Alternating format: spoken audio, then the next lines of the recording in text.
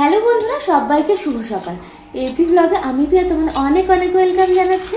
তো দেখো, সকাল সকাল মিস্ত্রি দাদারা চলে এসছে। যে আমাদের দুদিন ধরেই মোটরের সমস্যা হচ্ছে, জল উঠছে না। তো সকালবেলা এসেই বাড়ি ভাঙচুর শুরু করে দিয়েছে। আর ছেলে তো ভীষণ রেগে যাচ্ছে, বলছে তোমাদেরকে পুলিশে দেয়া হবে, তোমরা এইভাবে আমাদের বাড়িটাকে ভেঙে নষ্ট করছো। বসো, হ্যাঁ বসে বসে দেখছো তুমি? জুতো পরা হয়ে গেছে।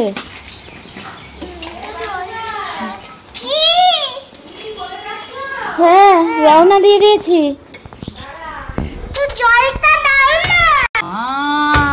আমাদের কলতলাটা কি অবস্থা করলো দেখো। তুমি চলে যাচ্ছ, কে দেখবে? তাড়াতাড়ি চলে এসো। হ্যাঁ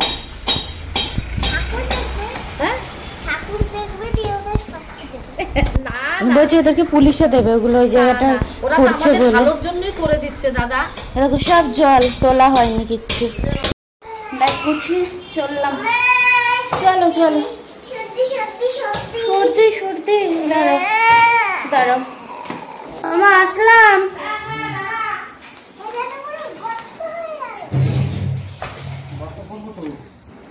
চলো, এসে দেখবো পুকুর হয়ে গেছে। হ্যাঁ, এসে দেখবো পুকুর হয়ে গেছে, তুমি আর আমি স্নান করবো, ঠিক আছে? হ্যাঁ হ্যাঁ, জল দিয়ে দেবে।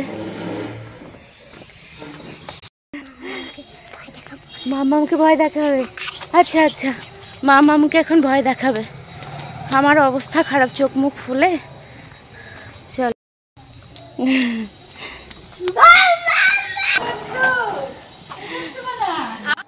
আর এদিকে বুনু করছে মশলা বাটাবাটি। এখন যাব মা আর আমি ডাক্তার দেখাতে, মাকে নিয়ে যাব, কারণ আজকে অরিন্দম একটুও টাইম পাবে না, ওর জন্য মা আর আমি যাবো। তোমাদেরকে আর সঙ্গে করে নিয়ে যাব না। এই যে বুনুর মশলা বাটা হয়ে গেছে, এদিকে কুমড়ো ফুল বের করছে, কুমড়ো ফুলের বড়া হবে। এখন কুমড়ো ফুলের বড়া করবে মা, আর এই দিয়ে আলু সেদ্ধ বাটারিতে একটু ভাত খাবো। তারপরে ডাক্তার দেখিয়ে কখন আসবো, এসে তারপরে খাবো। আর ছেলে থাকবে বুনুর কাছে, ওর জন্য আমি চলে আসলাম। ছেলেকে এখনই স্নান করাবো, করিয়ে নিয়ে তারপরে মা আর আমি বেরোবো। আর বাবু তো চলে আসবে দুপুরের দিকে। এই যে ছেলের জন্য জল এনেছিলাম আমি ওর বাড়ি থেকে, দিয়ে সেই জলটাকে আমি খেয়ে ফেলেছি। আমার মনেই নেই, মানে টেবিলে এনে রেখেছি, আমার মনেই নেই যে ওটা ছেলের জন্য এনেছি আমি স্নানের জন্য। কারণ এই বাড়িতে ও জল দিয়ে স্নান করলে ওর ভীষণ ঠান্ডা লেগে যায়, এমনি প্রচণ্ড ঠান্ডা লেগেছে, জ্বর জ্বর ভাব।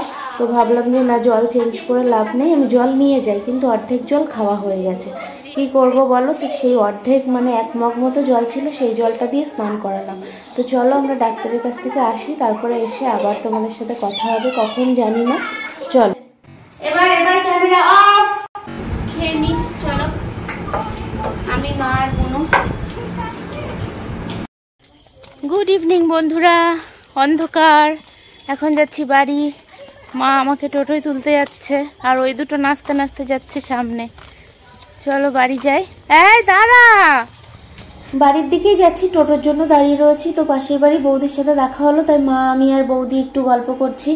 কতদিন দেখা হয়নি, একটু সুখ দুঃখের আলাপ আলোচনা হচ্ছে।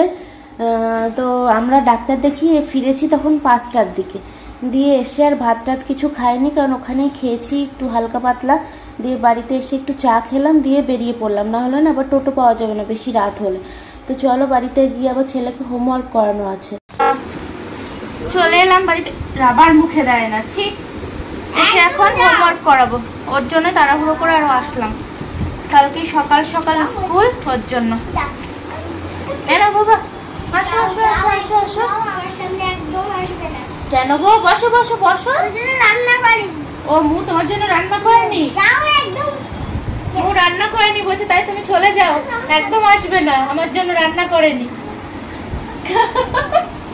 ওই ঘরে দিয়ে আসলো, মু বলছে তুই তো ওই বাড়িতে ছিলিস, তোর জন্য কেন রান্না করবো, তাই ভীষণ খচে গেছে। বলছে তুমি আমার সামনে একদম আসবে না, আমার জন্য রান্না করনি। আচ্ছা আসো, মু রান্না করেছে, মু ইয়ার্কি মারছে। আসো আসো আসো আসো।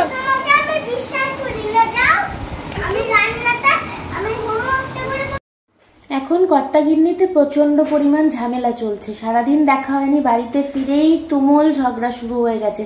ওই দেখো আঙুল ঝাঁকিয়ে ঝাঁকিয়ে ঝগড়া করছে, বউ মানাতে আসছে, তবুও বর কিছুতেই শুনছে না, দেখছো? তোমাদেরকে এই ঝগড়া পর্ব শোনাতে পারলাম না, কারণ প্রচন্ড আকারে ঝগড়া হচ্ছে। শুনলে তোমরাই হাসাহাসি করবে। ওই যে ফ্রিজ খুলে দেখাচ্ছে, দেখো তোমার জন্য কি কি রান্না করেছি। বর বলছে যে আমার জন্য তুমি কিচ্ছু রান্না করনি, আমি এখন খাবোটা কি। তো বলছে ঠিক আছে আমি একটু হোমওয়ার্কটা করে নিই, তারপর আমি দেখছি যে তুমি আমার জন্য কি কি রান্না করেছো। আসলে বাড়ি ফেরার পরেই ছেলে জিজ্ঞেস করেছে ওর ঠাম্মুকে আমার জন্য কি রান্না করেছো। তো ঠাম্মু বলেছে আমি তোমার জন্য আজকে কিছু রান্না করিনি, তুমি তো মাম বাড়িতে গেছিলে, কি রান্না করবো, তুমি তো ওখান থেকেই খেয়ে আসবে। সেই থেকে খচে গেছে। আর এই ঝগড়া কমপ্লিট হলো, এখন পড়তে বসেছে। শুয়ে পড়ো, আজকে তো দুপুরে ঘুমানো হয়নি, শুয়ে পড়ো, শুয়ে পড়ো, শুয়ে পড়ো, শুয়ে পড়ো। ঘুম পাড়িয়ে দিই। থাকতে পারতাম কি ভালো হতো, কি আনন্দ হতো। মাম বাড়িতে থাকলে ভালো হতো। আচ্ছা যাবো, মাম বাড়িতে ঘুমাতে পারতে তো। ঠিক আছে, আবার যখন যাবো তখন তুমি মাম বাড়িতে মামামের সাথে ঘুমিও, ঠিক আছে? ঠিক আছে, একদিন আমি মাম বাড়ি যাবো, সেদিন হচ্ছে দুপুরে থেকে আবার চলে আসবো। একদিন যাবো, সেদিন কিন্তু আমি আর রাত্রিরে আসবো না। আচ্ছা ঠিক আছে, ঠিক আছে। আচ্ছা এখন তোমাকে ঘুম পাড়িয়ে দিই। হ্যাঁ, কালকে সকালবেলা তো স্কুল। হ্যাঁ, ও বাবালে বাবালে নাক ডাকছে গো, ওই বাবালে। আচ্ছা লাইটটা অফ করে দিই। হ্যাঁ হ্যাঁ, আমি তো জানি তুমি ঘুমাওনি। Of, light off. ছেলে তো দুপুরে ঘুমায়নি, এখনই ঘুমিয়ে পড়লো। এখন 9টা বাজে। আর আমরা এদিকে রাতের আহারের ব্যবস্থা করছি। ডিম সেদ্ধ বসিয়েছি, আমার একটা, অরিন্দমের একটা, আর মায়ের একটা। সব নিয়ে বসে পড়লাম। ডিম, আলু, পেঁয়াজ ভুজিয়া, ডিম সেদ্ধ, ট্যাংরা মাছের ঝোল, আলু দিয়ে, বড়ি দিয়ে, আর মুসুরির ডাল। তো বসে গেলাম খাবার খেতে, দুপুরে ওই বাড়িতে আর রাতে এই বাড়িতে। চলো খেয়ে নিই, ঠিক আছে? আর ভিডিওটা এখানেই এন্ড করে দিচ্ছি। সবাই ভালো থেকো, সুস্থ থেকো। দেখা হচ্ছে আগামীকাল একটা নতুন ব্লগের সঙ্গে। খাওয়া দাওয়াটা এবার সারি, ঠিক আছে? খেতে খেতে কথা বলা যায় না। আর আমার এই ফোনটা না ডান হাতে না ধরলে মানে ঠিকঠাক হয় না, বা হাতে ধরলে হয় না। ওর জন্য ডান হাত দিয়েই তো খাবো, বা হাত দিয়ে তো আর খেতে পারবো না। ওর জন্য এখানে এন্ড করে দিচ্ছি। টাটা।